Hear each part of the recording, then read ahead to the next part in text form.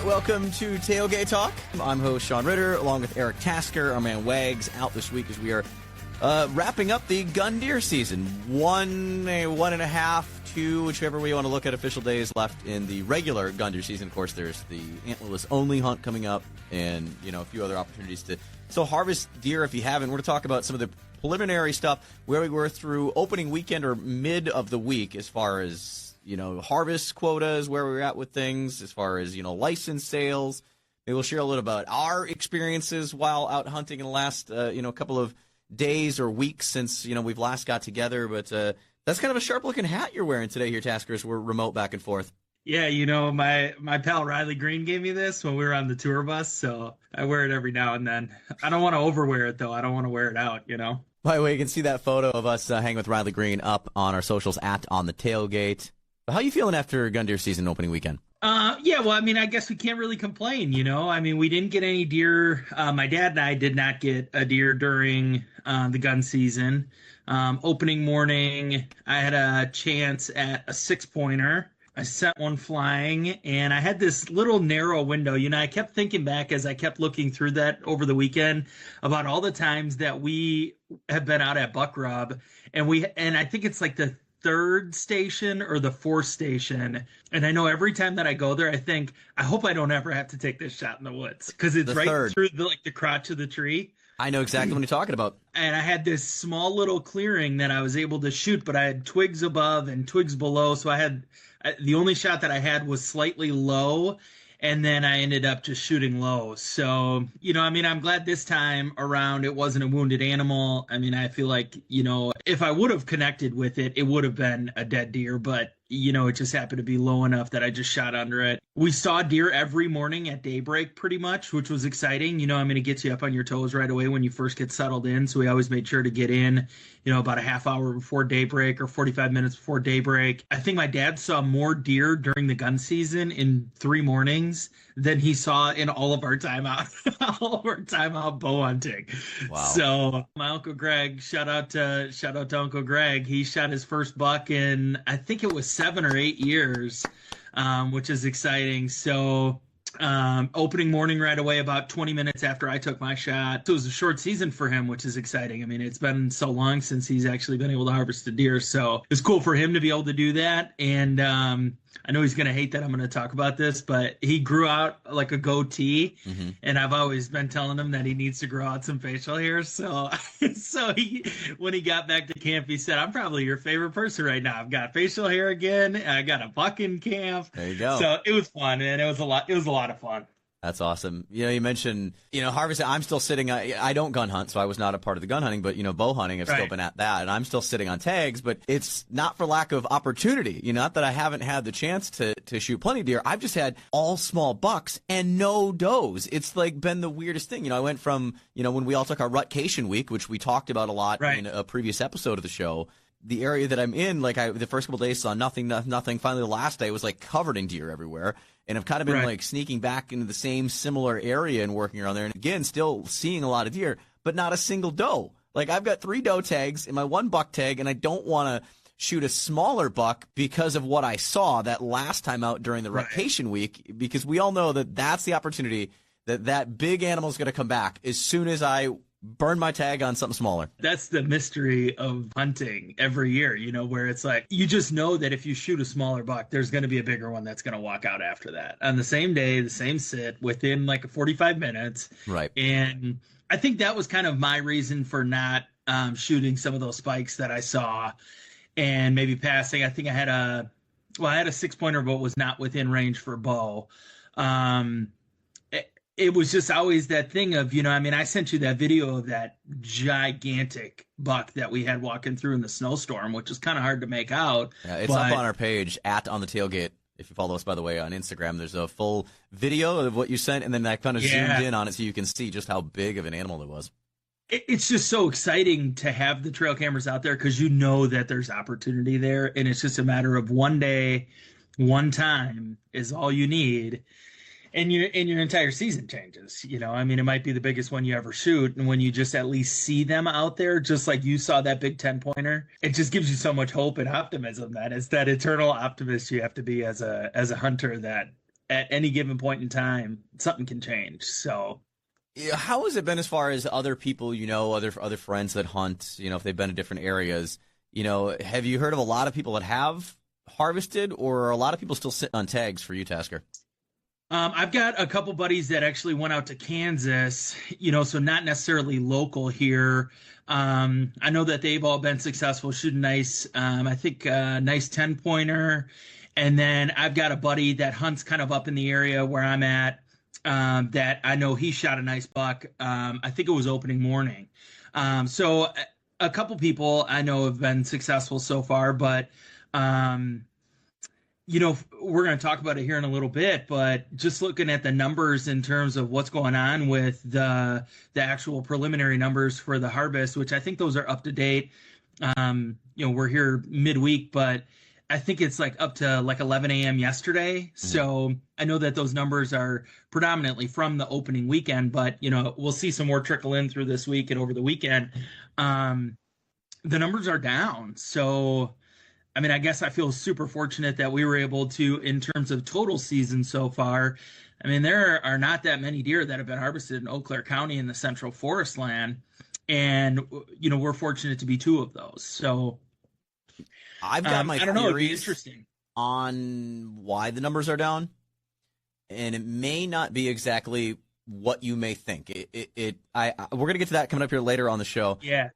I mentioned going around other places. My brother, he spent some time out in the western part of the state. He also, I know he went up to the Door County area to do a day or two of a sit in a swampy area.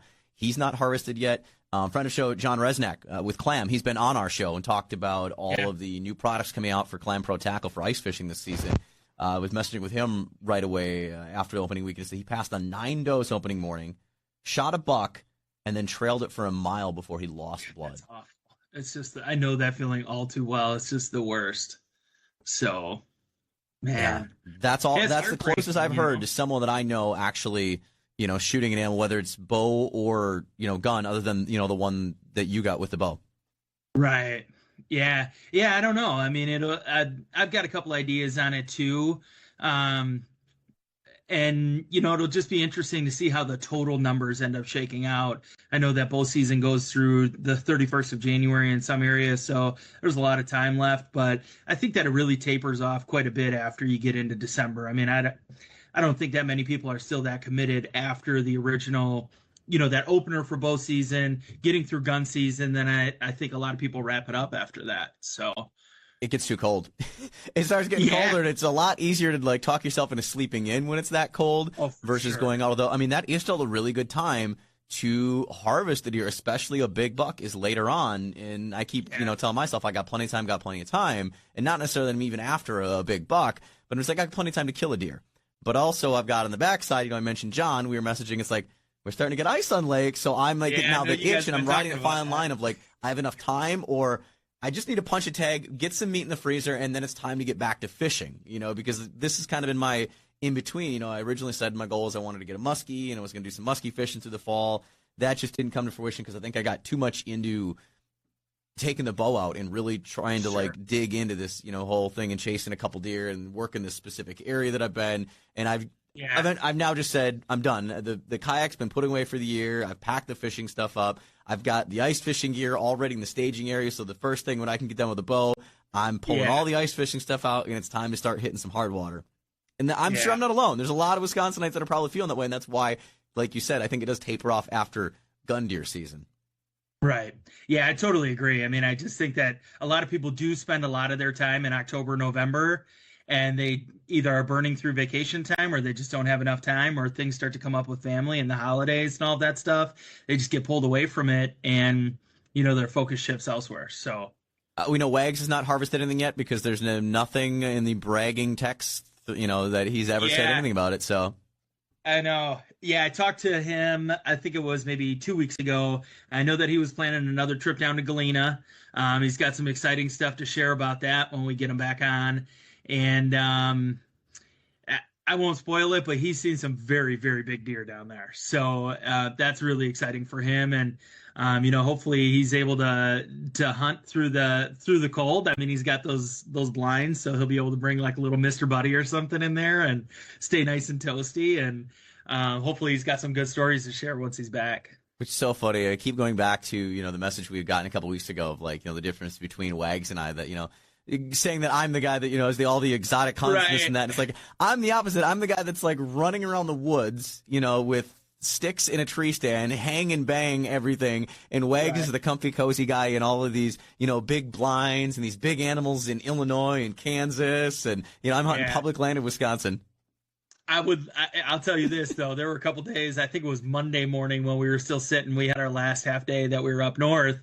I would have died for a box blind and a Mr. Buddy heater or even a ground blind and a heater. Cause we had a cold snap and it was I think it was like 13 or 14 degrees when we got out to the woods.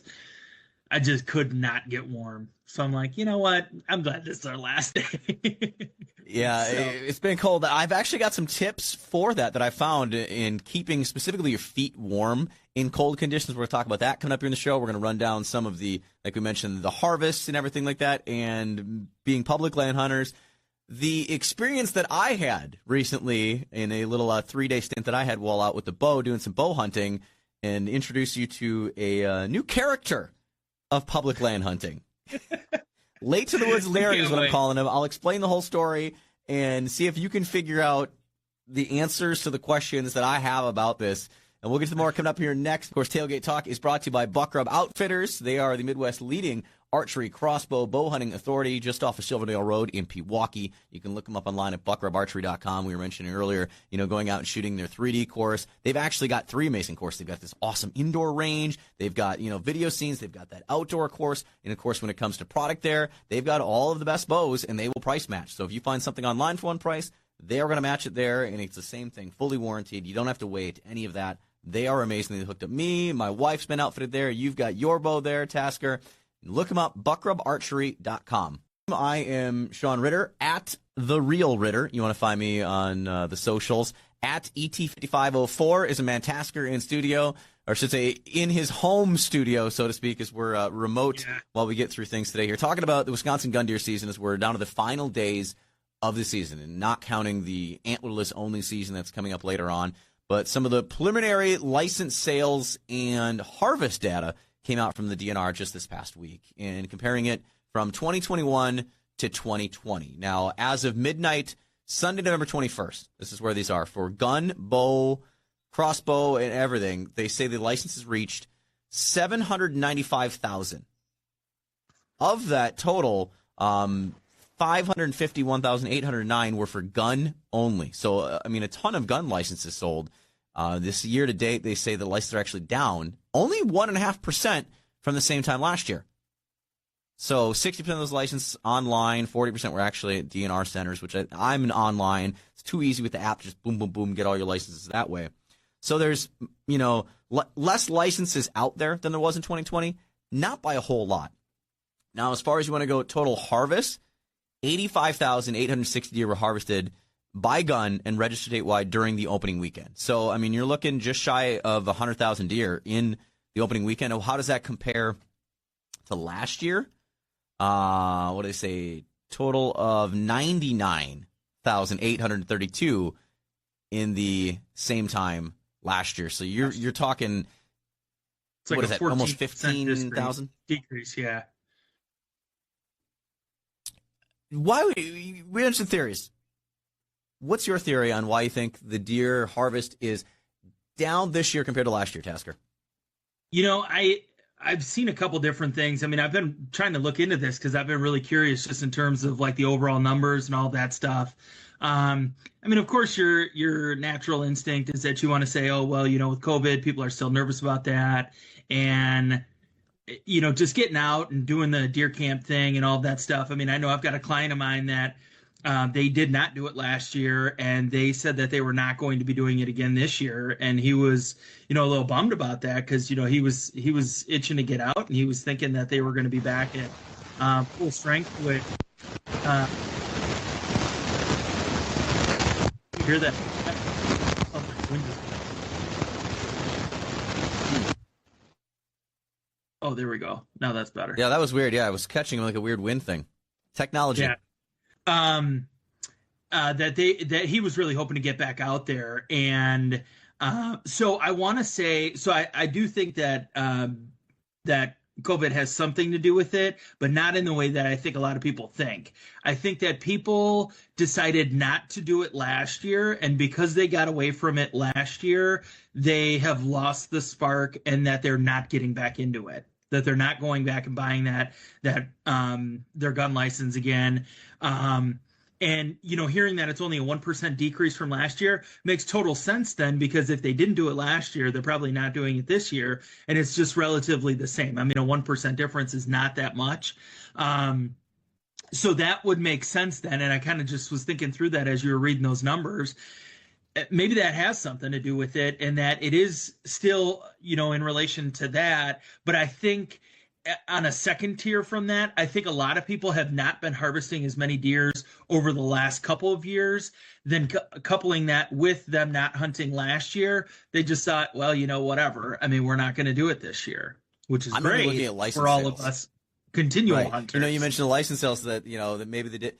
I'm going to look at harvest numbers alone. In my theory that I've got is I actually think last year with COVID, more people did outdoor things, more people hunted, more people bought licenses, Sure. which is why the license number I think was so close to them. And those people that bought last year might not have bought this year, or they might have bought but not went out hunting this year.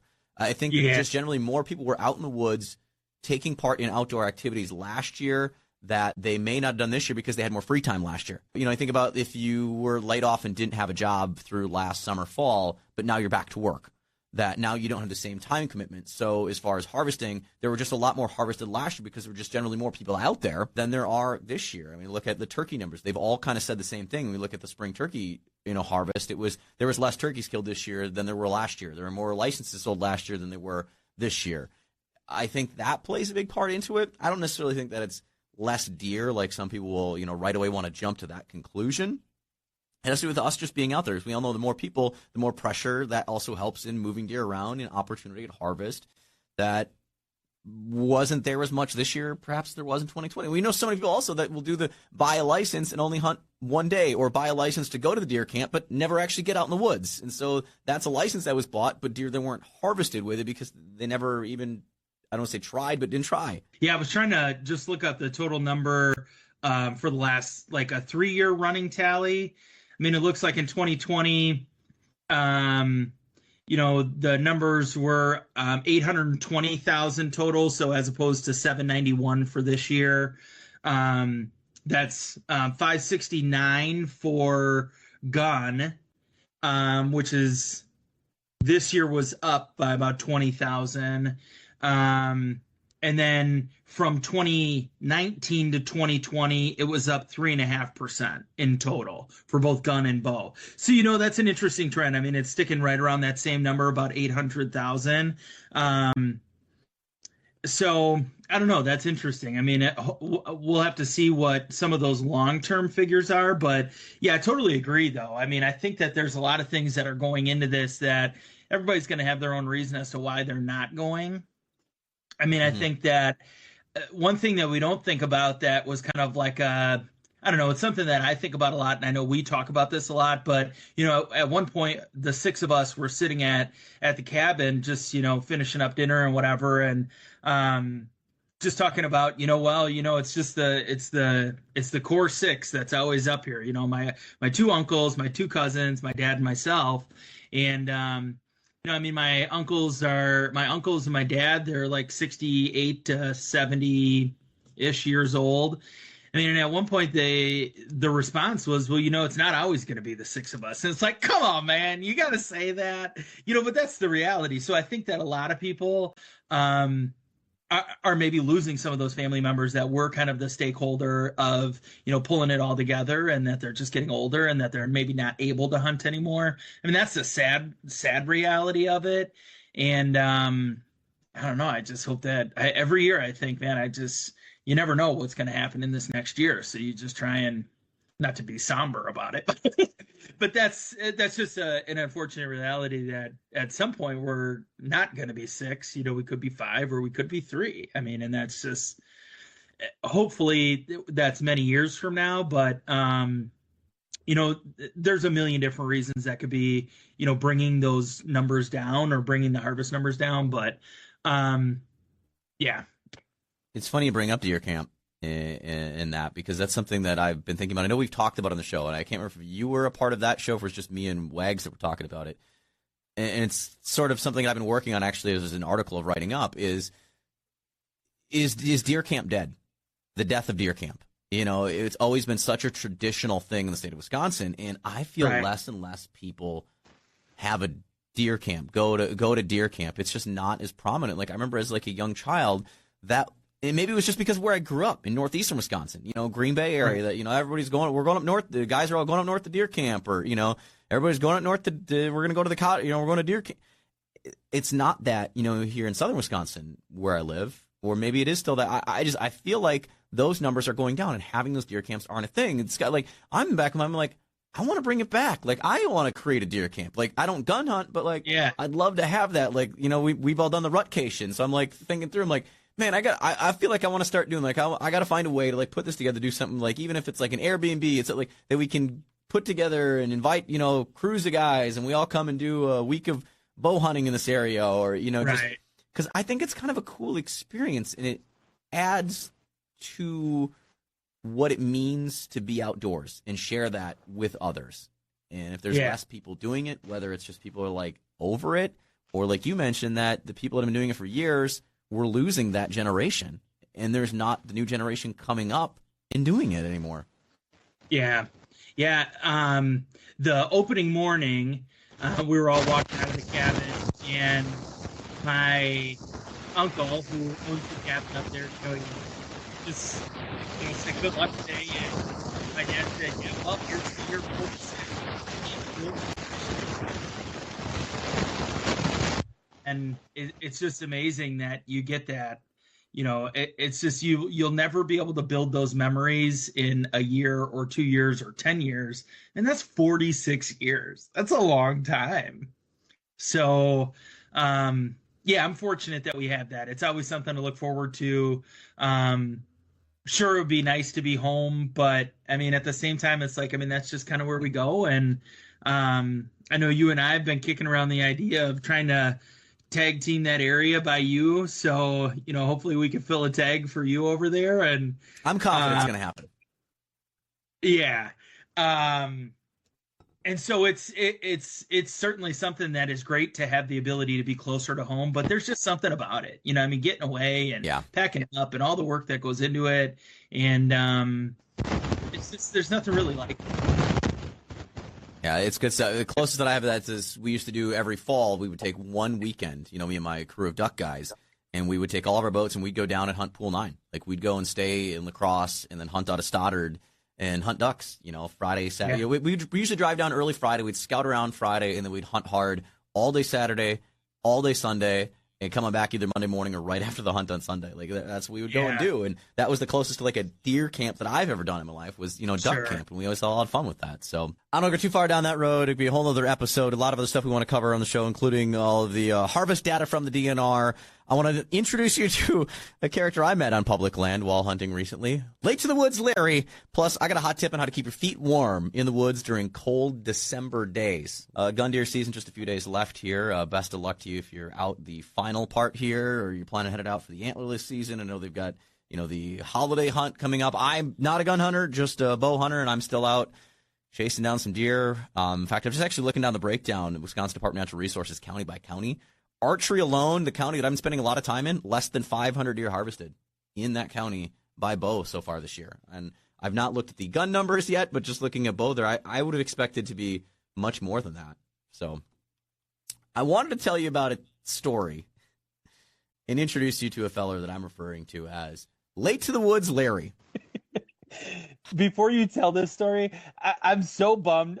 Whatever was going on with my reception over the weekend, I couldn't get anything. I couldn't text you. So it was always a mystery every night or every day as to what was going on up there, because I couldn't get you updated. And I got your screenshot and said that you had posted something on your story.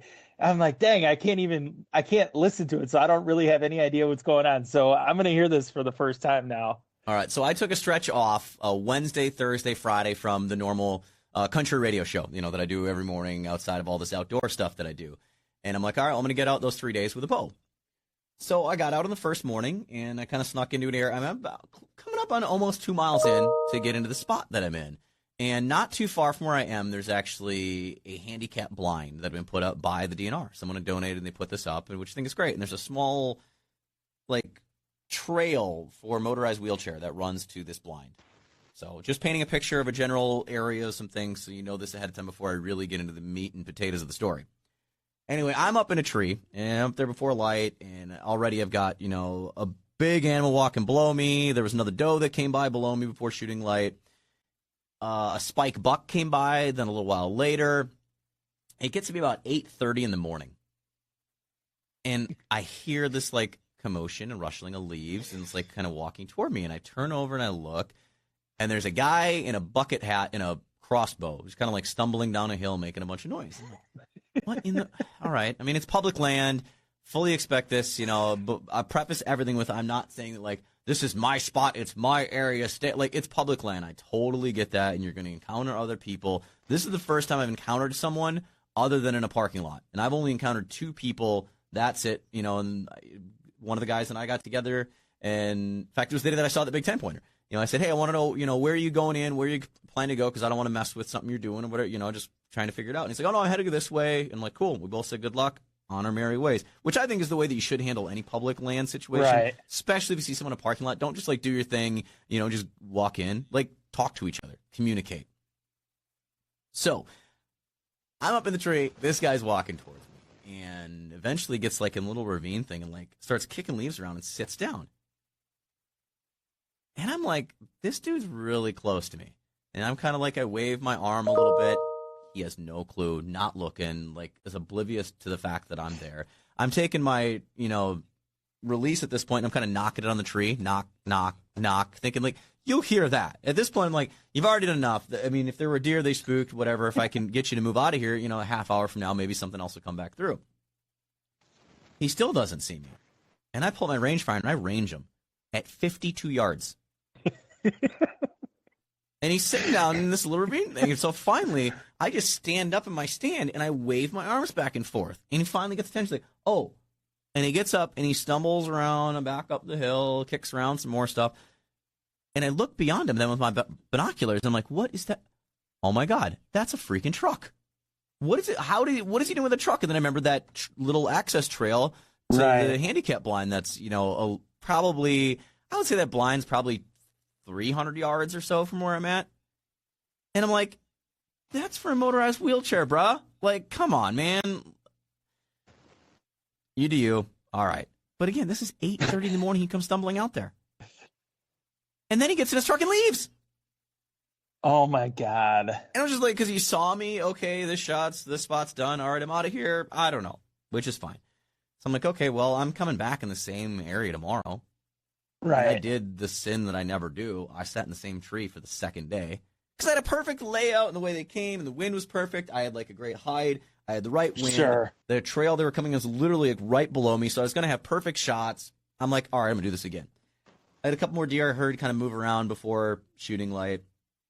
Gets to be about, 7:15, and I got a little scrub buck that comes walking, and he was prancing and just doing his thing. He literally hung around below me, walking in and around and sniffing every tree and this and that for about, it felt like 20 minutes, but I think it was probably 7-8 minutes. But he was there. He was totally shootable for the whole time. And again, I'm like, smaller buck, can't do it. Still waiting on the bigger one. I still got time.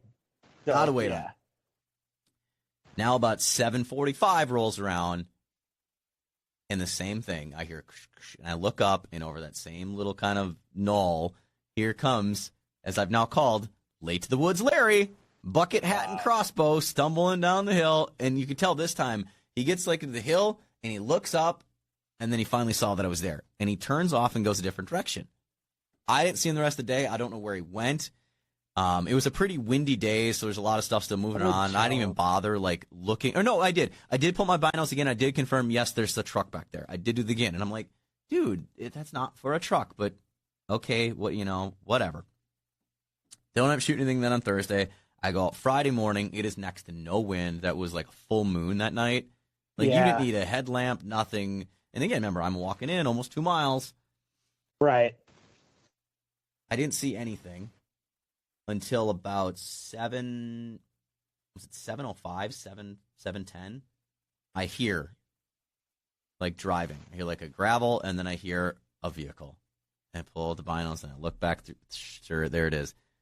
Truck pulling right back down that same access trail. I mean, you can barely fit a vehicle on this trail is my thing. Like you were gets out, slams the door, and I'm watching him. He's farting around, kicking some things around, eventually gets dressed, and I watch him walk out with a lawn chair in his hand, crossbow in the other, maybe 50 yards from his truck, puts his back up against a tree and sits down.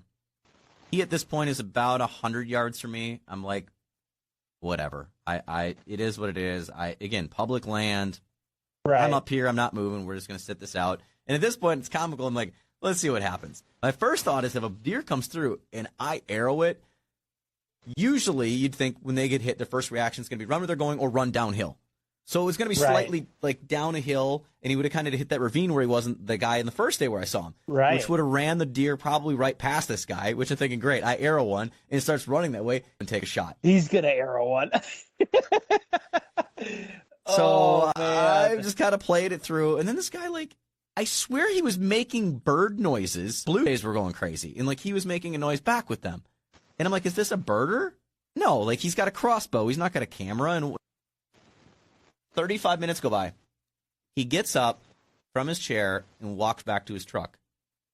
And he starts fumbling around with stuff and then starts dropping things. I swear it sounded like a load of lumber. Boom, and things dropping all over the place. And it's like he picked it up and set it somewhere, and then he dropped it again. And at this point now I'm going, okay, it's been 3 days in a row. What's with the drop? Like, what in the actual crap are you doing? Again, I'm not mad at this guy or like, this is my spot. Again, I know this is public land. I'm generally curious at this point. You're coming out at 8:30, 7:45, and like 7:10, not even hanging around for very long, and then like dropping things and making all this noise when you know that there's a guy right there in the tree. The question I start to do is, did it then, by day 3, does that start to border on harassment? Did he want to be in that spot? And because I was there then a third day, then he's like, well, I'm over this. I'm just going to, try and blow it up and make noise. Blow this I don't know. Yeah. What do you think? To blow it out. Yeah.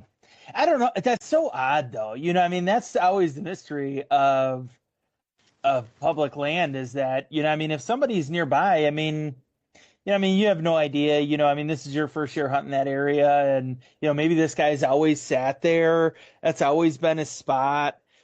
Who knows? It's very strange, though, that's for sure. Even that late day, even that late day, the Wednesday, when he got within 52 yards of me, at that point, maybe you could have just come over and have a conversation. You're close enough, bro. Like, the guy could have came over and I would have just totally had a conversation, like, hey, what's going on? And we could have figured things out. Right. And that's where communication is huge. I feel like that's always such like an anxiety-ridden thing for people to do, though, because I know how I feel about like my spot. We've gone to the same spot for like 5 years now. I wouldn't be happy if somebody else was there, but it's like at the same time, it's public land. You don't own that. So there's nothing you can really do about that. So how do you really handle that? And besides having a conversation, there's not really anything that you can do. You can move, but you don't want to move. You got, a spot that you kind of set up and you don't know that guy's story. So how many years has he been hunting there? Has he always gone to the same spot? You don't know what the other person's history is, so that's where it just comes down to, you're almost in a position now, if he continues to show up, you might even just be better off just getting out of the tree and going over there and just saying like, hey, I know we're kind of in the same area here. Like, I don't want to be on top of you. You don't want to be on top. Like, where can I go, or what can we do to make this accommodation work? And we both be happy about it. Right. And I've got a whole lot of areas and, spots, so to speak, in that area that I know that I could get to or could go to. And I've got a bunch of other stuff marked off, which is where, again, if you just come up like, oh, and we just chatted things out, am I the, abnormal person that if by that, even that first day, he's like, oh, I always come here, and again, he may have been an older gentleman, obviously with a crossbow. My first thought is that, he's something older and he wasn't, didn't appear very nimble moving around, Right. I would have easily been like, hey, if this is where you normally are and you like this and cool. Tomorrow, totally come on back. This is all yours. I'll go somewhere completely different. I got another great spot, a place I've been meaning to sit for a while that I still just haven't given the chance to because I kind of pushed in on this and I found some hot stuff in here and you got to hunt what's hot. But, I would give it up. If he shoots the big one, I'm going to be I'm going to be a little bummed. I'm not going to be upset. It is what it is. Yeah. Yeah, I don't know, man. That's just I'm very fortunate about where we are because we have a number of hunters that are on the same rustic road or whatever, county road that we're on. But we're all we're hundreds of yards apart. Mm-hmm. So it's just my dad and I are close, but the next closest people are probably 400 yards, 500 yards, 600 yards maybe to the west of us. So, we've always been fortunate with that. The problem that we have is that there are guys that will do drives, mm-hmm. and that I think just kind of drives me absolutely insane. That just during the gun season, and you see all of and that's something I could go off on forever. But my concern with that is always, these guys, they see that there are a half dozen trucks on this road and they still walk through the woods. That pisses me off because it's there's people out there. Why are you doing that? And I just don't think it's safe is the biggest concern that I always have with that because you don't know where those people are. You don't know if they're on the north side of the road or the south side of the road. And they just walk through and we're in blaze, but you could still take a shot that, fortunately, I'm so far up the tree that I'm not really worried about it. But, my dad's not that high up, 12 or 14 feet or whatever. And that's just part of the misery of public land. Do you change your opinion if they push a deer to you? It's never happened, so I can't say that would be the case. So if that does happen at some point in time, yeah, that'd be great. But if the thing's on a full-on sprint, it's not like I'm really going to be able to take a safe shot at it anyways.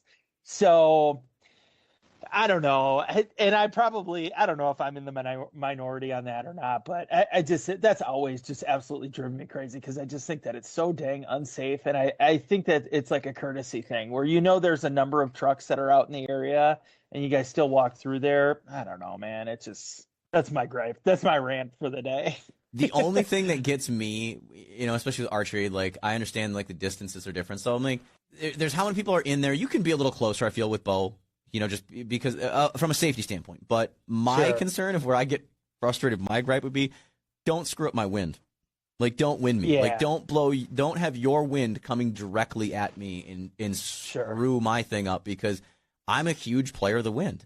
I don't believe in scent killer products. I think they're an absolute.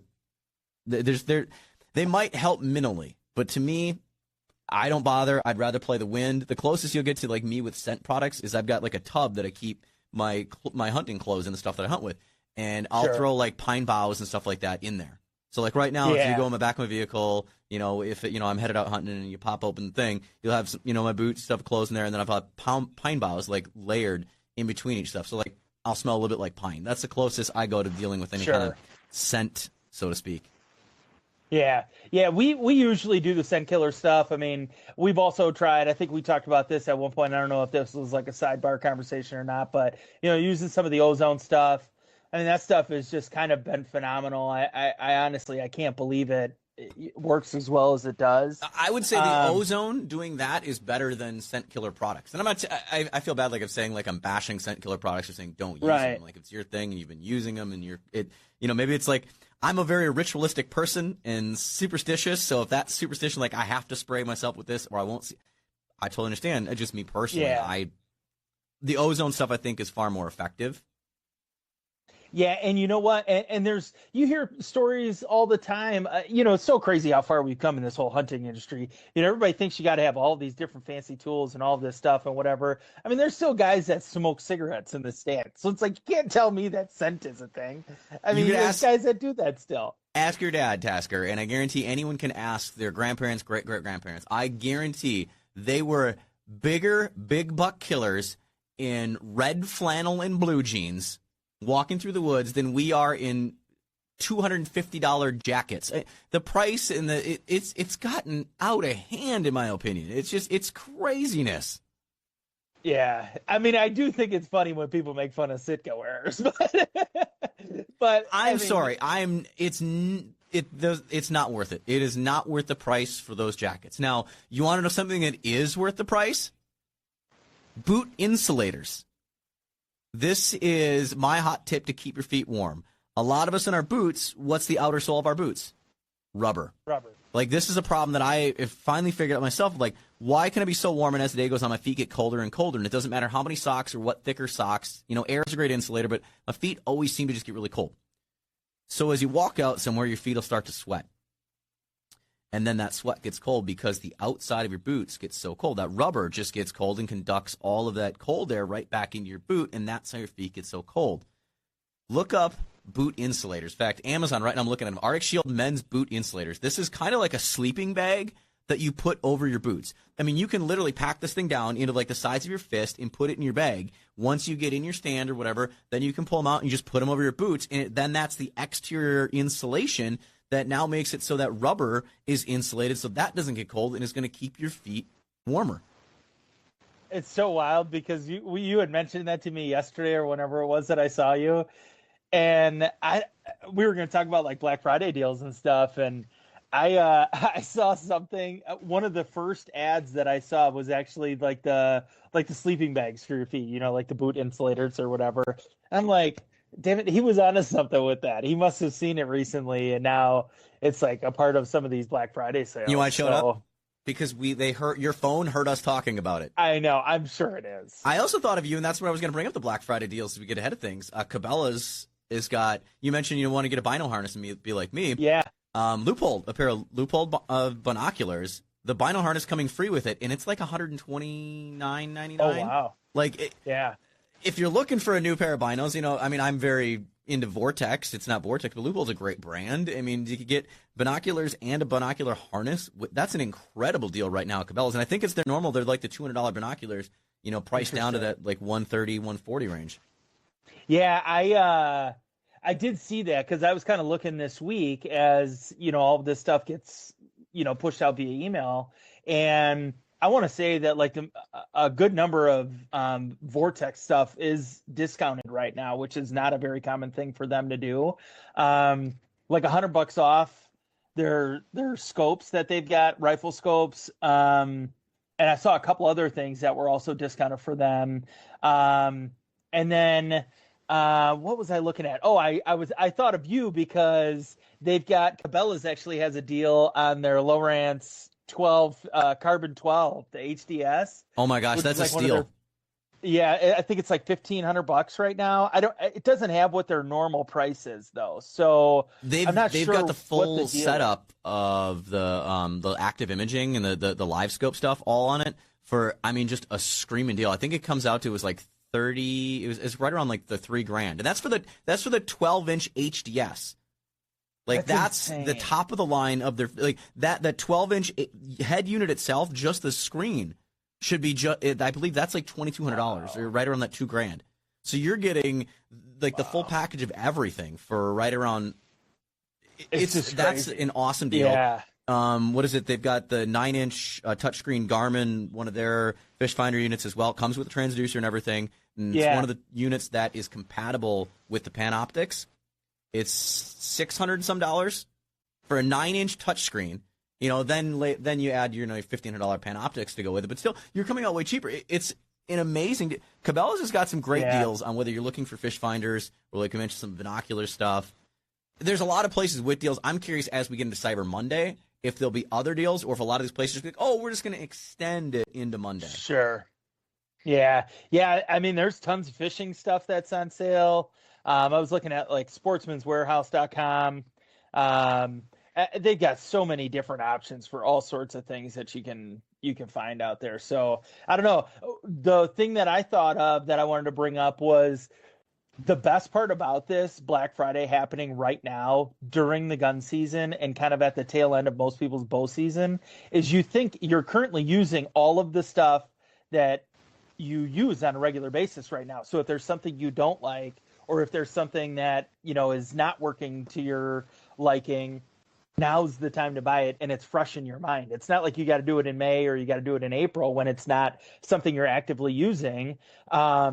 So you're able to just kind of see all of that stuff and think, oh, okay, yeah, that is something that I've been thinking about, and be able to hopefully get a good deal on it. So that is definitely one benefit that I will say that people that are hunters, whether it's waterfowl or whitetail, have a huge advantage of when it comes to like places doing these sorts of sales.